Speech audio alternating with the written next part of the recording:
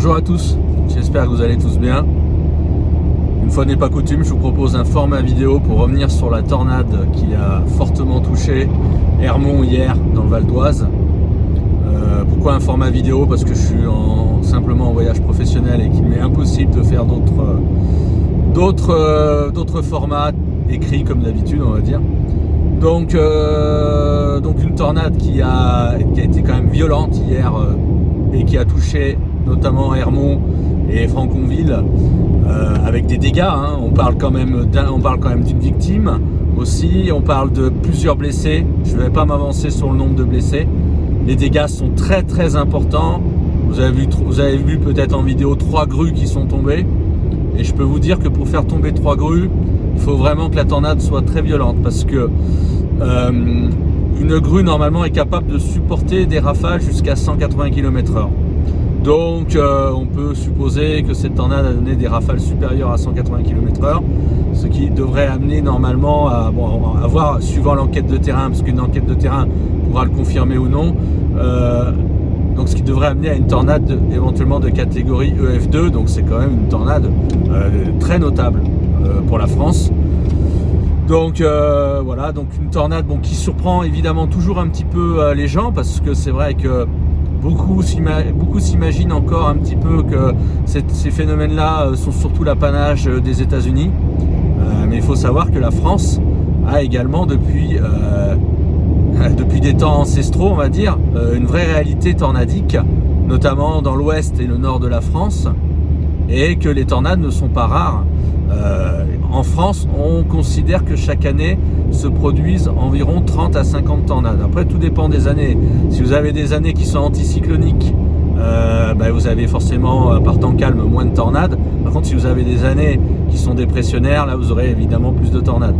Donc tout dépend un petit peu des années, mais on suppose au bas mot c'est entre 30 et 50 tornades. Sachant aussi qu'il y a toutes celles qui se passent éventuellement en race campagne, qui ne sont pas vues ni repérées ni signalées par la population et qui passent inaperçues. Donc seulement maintenant c'est des phénomènes, des tornades qui passent relativement, qui sont vus et qui sont recensés, dans la mesure où il y a un quadrillage du terrain qui est meilleur que dans le passé, via notamment les nouvelles technologies. Donc forcément, comme on a davantage d'outils, on les recense mieux.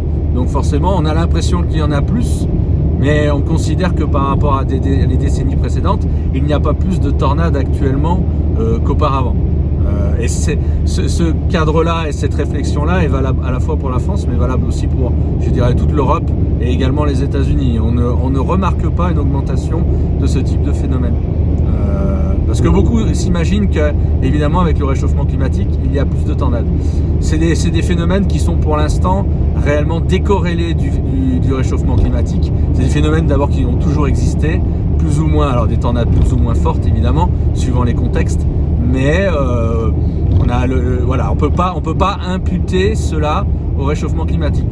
Tout comme hier le phénomène tourbillonnaire d'Hermont, on ne peut pas l'imputer au réchauffement climatique. Parce que j'ai lu pas mal de choses sur les réseaux sociaux, circulées notamment ce matin en me levant, où ça crie haro au réchauffement climatique et au changement climatique. Attention, pas tout imputer au réchauffement donc au changement climatique.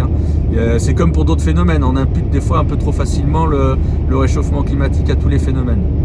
Après, je peux comprendre cela, parce que c'est vrai qu'à force de parler de ces phénomènes-là, on a tendance un petit peu à faire un amalgame, et c'est tout à fait compréhensible. Donc voilà un petit peu ce que je voulais dire sur cette tornade. Alors cette tornade aussi est née, on l'a vu hier, sous un orage quand même qui était très actif. Nous, c'est ce qu'on appelle encore une fois un orage supercellulaire.